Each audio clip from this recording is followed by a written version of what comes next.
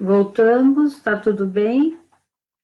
Deu um tchutchu aqui, uma desconexão, por favor, me avise, está tudo em ordem. Voltamos.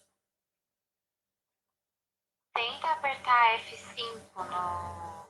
Não sei se tem no seu teclado, né? Mas pode encerrar e começar de novo. Aí você começa de onde você parou. Está tudo bem?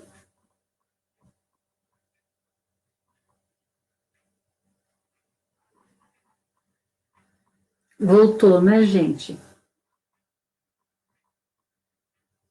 Voltou.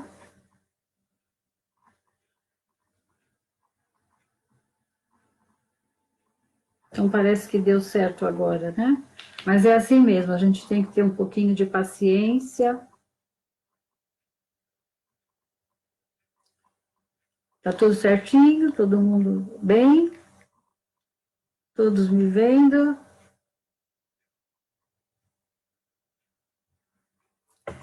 Então, meus irmãos, nós fizemos aqui a leitura de uma pequena biografia da Amélia, em que ela revê os dias em que o Cristo estava aqui encarnado entre nós naquela época.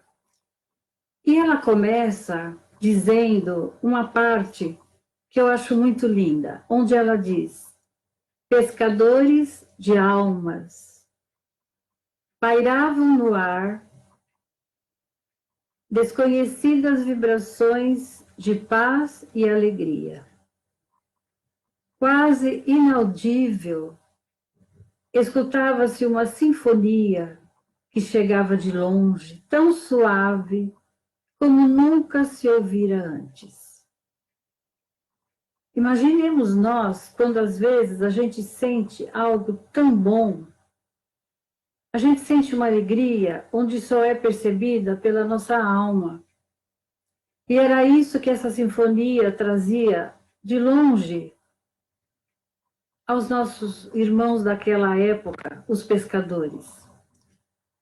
Aquela região aprazível e abençoada, o lago de Cafarnaum, espelho imenso refletindo o céu, emoldurava-se de praias largas, adornada de árvores vetustas, árvores já velhas, e da grama verde, que parecia escorregar dos aclives cortados por ribeirinhos, nos quais amontoavam as casas de pedra, que se multiplicavam nos vilarejos, povoados e cidades. Era o mestre que vinha cantando a suave melodia das bem-aventuranças, e as pessoas sentiam uma alegria pairava no ar. E essa alegria era sentida pela alma. A Galileia, bela e simples, fora o cenário escolhido pelo cantor para apresentar sua mensagem e embalar o mundo com a sua voz. Essa introdução, ela chega muito assim perto do nosso coração, porque ficamos imaginando a paisagem, a alegria que pairava no ar e o Cristo cantando, anunciando as bem-aventuranças. Todos estão ouvindo? Está tudo bem? Continuando. Dizia Amélia,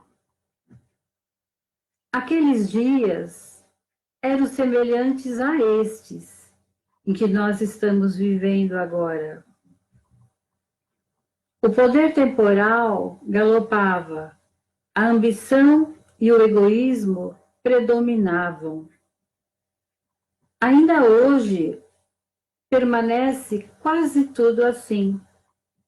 Mudaram as épocas, aumentaram as populações, mas prossegue o egoísmo e o orgulho como ocorria naqueles tempos, igualzinho como hoje. Os cenários mudaram, mas o sentimento das pessoas ainda eram os mesmos, precisavam evoluir. foi nessa paisagem que Jesus veio apresentar a sua doutrina de amor, fundamentada na solidariedade fraternal. E hoje nós vemos, isso nos remete aos dias de hoje, em que essa situação, essa pandemia, nos levou exatamente a isso, a procurarmos, a desenvolvermos em nós a solidariedade.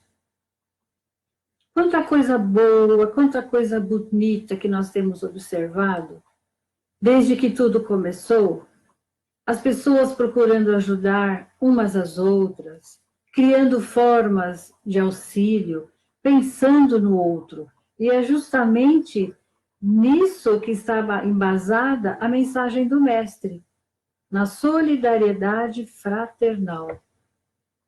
Então, nós acreditamos que talvez precisamos desenvolver em nós, ao redor de nós, essa solidariedade. E ainda outro dia nós vimos pessoas, professores pela internet, dando aula para alunos gratuitamente. Nós vemos outros que fazem campanhas para ajudar, campanhas de agasalho, as campanhas de alimentos. Então, tudo isso está trazendo para nós reflexões importantes que talvez antes a gente não tivesse prestado atenção. Outra coisa também que nos chama a atenção é sobre como é que nós estamos lidando com essa situação. Qual é a nossa disposição durante o dia, quando acordamos? A gente sempre pensa assim porque recebe essas orientações. Quando nós acordamos e pensamos, qual janela que eu vou abrir hoje? A janela da paciência, da tolerância, da resiliência, da calma, da solidariedade, do perdão. Porque hoje nós estamos confinados nos nossos lares com aqueles seres que vivemos e convivemos, amigos e não tão amigos. E muitas vezes nós perdemos a paciência na maneira de responder, na maneira de agir. Quantas vezes nós não descobrimos agora no outro manias, se eles não tinham, eles passam a ter, nós também. Porque como será que os outros nos veem? Aqui na nossa casa, cada um na sua casa, tendo que lidar com muitas pessoas ou poucas pessoas, mas tendo que lidar da melhor maneira. Como será que estamos fazendo nessa convivência obrigatória? Como é que nós nos relacionamos? Como é que nós reagimos? O que é que nós dizemos? Respondemos bem? Respondemos mal? Ficamos irritados? Tudo isso. E acontece com todos nós. Mas é justamente nesses momentos que a gente tem que dar uma paradinha e pensar. Nós que já queremos e já temos o conhecimento, precisamos colocá-lo em prática e é nessa hora. Porque esse vírus, ele veio para nos igualar a todos. As maiores potências, todas, tiveram as mesmas dificuldades. Nesse momento, a parte financeira pouco importa, no sentido de nos fazer diferentes. Então, esse vírus nos igualou a todos nós. E então, nós continuamos nas perguntas. Como é que eu respondo para as pessoas que estão em casa comigo? Porque até as expressões descortês, elas são contrárias à lei de amor e de caridade que o Cristo nos ensinou. E outra coisa, como é que nós também, o que nós passamos para os outros? Como será que os outros nos veem? Quais as vibrações que deixamos nesse ambiente que temos que viver dia a dia? Porque também isso é uma coisa que se deve pensar. A minha vibração, ela tem cor, ela tem odor. Então, nós precisamos pensar o que é que nós transmitimos também para os outros. E esse é o momento propício em que temos que ficar todos juntos em casa. Saímos, às vezes, muito pouco, mas precisamos permanecer. E isso nos faz pensar. No dia de hoje, como é que eu me comportei? O que eu falei? O que eu respondi? Eu sorri para alguém? Será que hoje eu usei do sorriso? Então, esse momento em que nós atravessamos, ele é muito enriquecido. Temos os momentos da dor, tem os irmãos que partiram, tem os que estão acamados, mas nós que estamos acompanhando e procuramos manter a nossa saúde, nós precisamos agradecer a Deus a oportunidade de estarmos vivendo e convivendo nesta hora, com todos. Outra coisa muito importante que me faz pensar é sobre Paulo, quando ele nos diz sobre o amor, porque o amor, ele resume toda a doutrina do Cristo. Fazer aos outros o que nós gostaríamos que nos fosse feito, ou não fazer o que eu também não gostaria de receber de outra pessoa. E Paulo, na primeira carta aos Coríntios, ele diz assim, eu acho essa passagem belíssima. Ainda que eu fale a língua dos anjos e dos homens, se não tiver caridade, se eu não tiver amor, sou como um metal que soa ou como um sino que tine. E se eu tiver o dom das profecias e conhecer todos os mistérios, e tiver toda a fé a ponto de transportar montanhas, se eu não tiver amor, se eu não tiver caridade, não sou nada. E se eu distribuir todos os meus bens aos pobres e entregar meu corpo para ser queimado, e não tiver caridade, isso de nada me aproveita.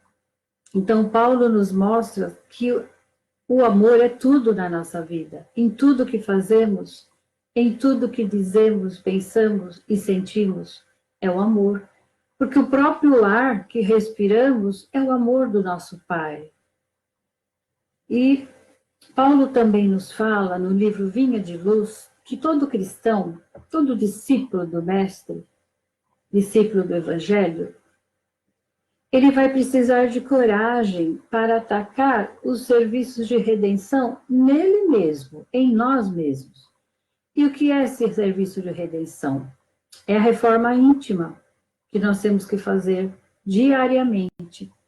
Então, hoje é um bom momento, quando formos nos recolher, fazer como Santo Agostinho e refletir como foi que nós vivemos esse dia de hoje. Fazer uma reflexão, fazer uma autoanálise, meditar sobre o que dissemos, sobre o que sentimos, sobre o que falamos.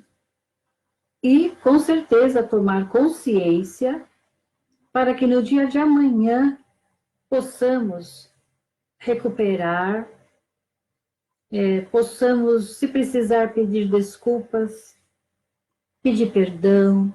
Se hoje usamos um tom de voz um pouquinho alterado com alguém, que possamos nos refazer. E eu tenho um exemplo de uma mãe de um aluno, há um tempo atrás, que eu gostaria de compartilhar com vocês. Era uma família de bastante dificuldade. E ela, numa reunião de pais, um dia, ela falou, professora, posso falar? Claro que ela falou, nós deixamos, evidente. E ela falou, professora, eu tenho 4 filhos, e eu escolho um dia da semana, preparo um lanche da melhor forma que eu tiver, apesar da dificuldade, ela separava um lanchinho que fosse melhor para aquele dia. E também escolhia o dia e o momento em que todos estavam em casa. E nesse dia, ela conversava com os filhos. O que é que aconteceu essa semana? Falava para um. Que você respondeu daquele jeito para o seu pai, para o seu irmão. E assim eles iam conversando, todos juntos. Gente, isso é o Evangelho que o Cristo nos ensinou e que a nossa doutrina maravilhosa nos recomenda que façamos uma vez por semana, pelo menos. Reunir os familiares, coloca o seu copinho de água, faz uma prece. E esse exemplo dessa mãe marcou para sempre em mim e nos pais e mães presentes naquela reunião. E ela disse assim, e depois que todos conversamos, cada um explica os seus aborrecimentos, se for necessário, a gente pede desculpa um para o outro e ela oferecia o lanchinho. Então, isso é evangelho. Não precisa ter a religião. Isso é o evangelho do Cristo. Então, esse exemplo eu gostaria de que a gente pudesse fazer com os nossos espíritos que estão vivendo e convivendo conosco nesta jornada, e justamente neste momento dificultoso em que nos encontramos. Mas não desamparados, meus irmãos, jamais desamparados. Então, nós estamos aqui quase que encerrando, e nós temos que lembrar também que, junto com a reforma íntima, é importante a gente pensar no interesse pessoal. O doutor Haroldo fala muito nesse aspecto, palestrante maravilhoso. O interesse pessoal, geralmente, quando a gente vai resolver uma situação, a gente pensa, opa, o que eu vou ganhar com isso? Pronto.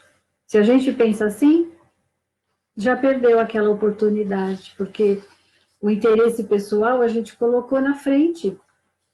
Então, nós temos que ter a caridade em tudo que falamos, em tudo que pensamos, em tudo que sentimos, para começarmos esse trabalho, essa reforma, essa reconstrução interior, e junto com esses que estão conosco em casa. E uma coisa também muito importante, o amor, ele supera tudo. O conhecimento é de grande valia. Olha nós aqui com essa tecnologia. Uns aprendendo, outros já sabendo melhor. Mas o amor, como diz uma amiga minha, não sei se ela está com a oportunidade de estar nos vendo, ela fala que o amor é o crachá que vai nos levar, é o passaporte que nós teremos que apresentar, porque ninguém vai perguntar para nós o que fizemos, quem você é. Eu vou dizer, eu sou a professora Leda? Não, não é isso. Então, nós temos que apresentar o nosso passaporte espiritual. E esse passaporte, ele só é construído com o amor. Então, meus irmãos, o amor que Deus nos apresenta é o tear divino. E com esse tear, nós temos que ir construindo a nossa túnica espiritual. Não será de um momento para o outro, mas nós temos que iniciar.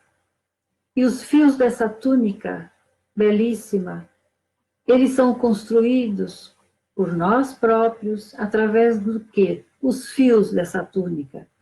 Eles terão que ser bordados, alindados com a compreensão, com a compaixão, com a caridade, com a benevolência, com a ética, com o amor.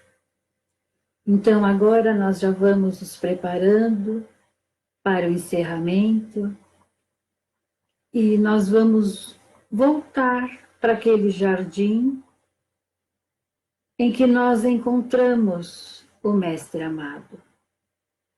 Vamos revivendo os passos que demos no início, vamos pisando naquela grama verde, fresquinha, sentindo o perfume das flores, e aquele banco está ali à nossa espera com o Mestre, que sempre nos receberá com os braços abertos, porque ele mesmo diz, nenhuma das ovelhas do meu Pai se perderá.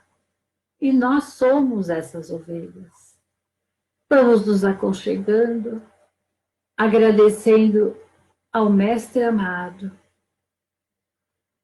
agradecendo aos nossos mentores e amigos espirituais, agradecendo ao nosso Pai maior, por mais esse dia, por mais essa oportunidade. E nesse momento, vamos pensar na nossa querida mãe, mãezinha do Mestre e nossa mãe, Maria. Que seu manto de luz ilumine a todos os nossos irmãos em dificuldade, a todos que estão à frente nos trabalhos dos hospitais. Vamos vibrar paz, amor e luz a todo esse planeta sofredor, a toda essa humanidade que está sofrendo, da qual nós fazemos parte. Vamos vibrar paz, amor, luz, saúde para todos os nossos irmãos. Vamos vibrar alegria. Vamos vibrar pelo nosso Brasil, coração do mundo, pátria do Evangelho. Que o querido anjo Ismael e todo o seu exército de anjos que possam iluminar as mentes dos nossos governantes, iluminar os corações dos brasileiros, para que tenhamos calma, que tenhamos esperança, confiança e fé em Deus. E agradecidos a nossa querida mãe, Maria de Nazaré, que ela possa também acalentar o coração de todas as mães que sofrem, encarnadas e desencarnadas. E assim nós dizemos e agradecemos: Ave Maria, cheia de graças, o Senhor é convosco. Bendita sois vós entre as mulheres, bendito é o fruto do vosso ventre, Jesus. Santa Maria, Mãe de Jesus e nossa Mãe querida, rogai por nós, pecadores, agora e na hora da nossa passagem, que assim seja. Irmãos a todos, muita paz, muita luz e obrigada por permitirem esse compartilhamento e que todos possam ter uma boa noite. Uma noite de muita paz e de muita luz, com a graça de Deus. Até uma próxima oportunidade, se assim nos for permitido por Deus. Obrigada, irmãos. Alguém quer falar alguma coisa? Posso encerrar? Estou vendo as carinhas, eu que agradeço. Peço desculpas pelas falhas. E Deus abençoe a todos. Uma boa noite, irmãos.